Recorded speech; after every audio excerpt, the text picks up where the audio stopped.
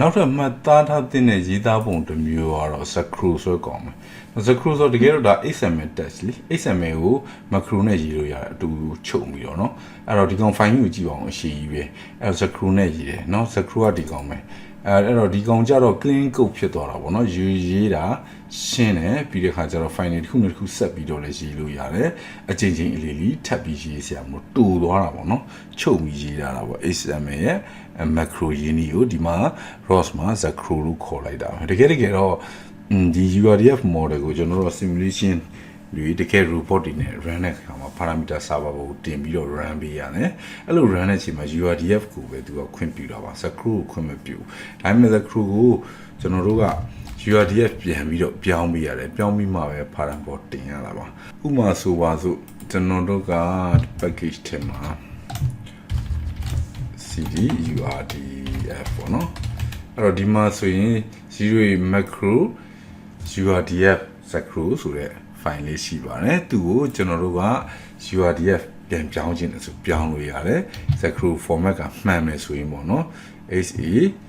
xacro xacro ပြီးရင်ကျွန်တော်အခု08လားเนาะ08အဲ့ဒီကောင်ကို my.urdf လို့ပြောင်းကြည့်မယ် alex เนาะ my.urdf ရတယ်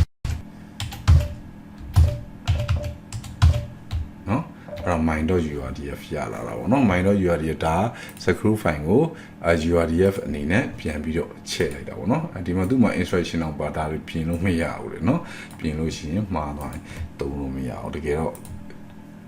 ပုံဆွဲ software တွေနဲ့ cam software တွေနဲ့ဆွဲပြီးတော့အသုံးပြုရတာဟာပါအဲ့လိုပဲသူ့ကိုကျွန်တော်တို့က parameter ပေါ်တင်တဲ့အခါကျတော့ xacro ကနေပြီးတော့ URDF ပြောင်းတဲ့အချိန်မှာအချိန်တစ်ခုကြာပါတယ်เนาะအဲ့ဒီအချိန်ကိုကြာအဲ့ဒီကြားတဲ့အချိန်ကိုကျွန်တော်တို့ကသတိထားမှာဖြစ်ပါတယ်ဥပမာဒီမှာဆို command ဒီ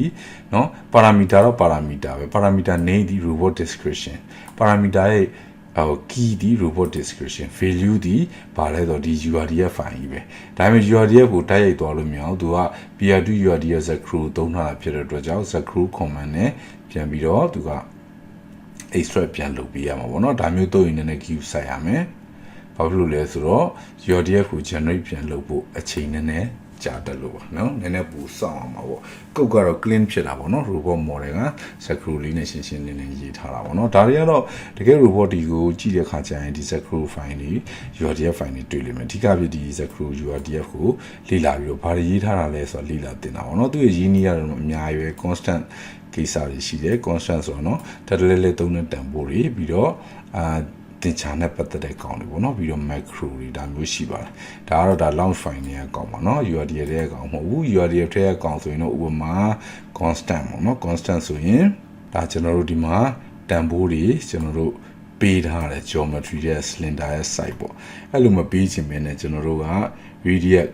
$sign width เนาะဒီ name ကိုသုံးသွားတာ$sign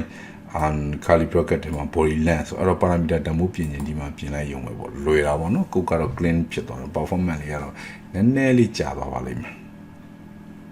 ဒါကို constant ကိုခေါ်တာပါပဲ robot name ဆိုလို့ရှိရင်ဒါ robot name က Marvin ပေါ့နော်ဒီ Marvin ကိုကျွန်တော်ဒီ text ဒီမှာထည့်သုံးမယ်ဆိုရင်ဒါမျိုး variable ကိုခေါ်သုံးလိုက်လို့ရတာပေါ့နော်အဲ့တော့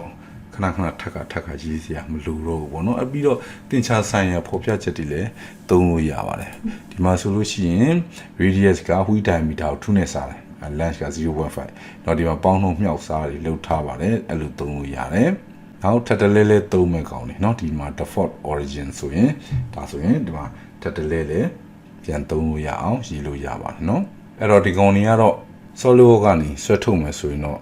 xacro file တော့ကျွန်တော်လည်းမထုတ်ဘူးအောင် URDF တော့ထုတ်ဘူးလေเนาะအဲ့တော့ xacro ကတော့ clean code လုပ်ချင်တဲ့ချင်းကြရင်သုံးရတာပါ performance တော့ပြန်ကျသွားလိမ့်မယ်ကိုရေးတာကြည့်ရတာပို့ပြီးတော့ရှင်းလင်းမြင်သာပါတယ်เนาะ okay ဟုတ်ပြီကျွန်တော်တို့နောက်သင်ခန်းစာတွေကိုလည်းဆက်သွားရအောင် URDF ကတော့ဒါ ROS1 တော့လည်းအများကြီးပြောခဲ့တယ်အခု ROS2 မှာလည်းအကြောင်းအရာအတူတူပါပဲအသေးစိတ်အသစ်ပါလာတဲ့ feature တော့အခုချိန်ထိမတွေ့မိသေးဘူးကျွန်တော်တို့နောက် video တစ်ခုကိုဆက်သွားကြမယ်เนาะကျေးဇူးတင်ပါတယ်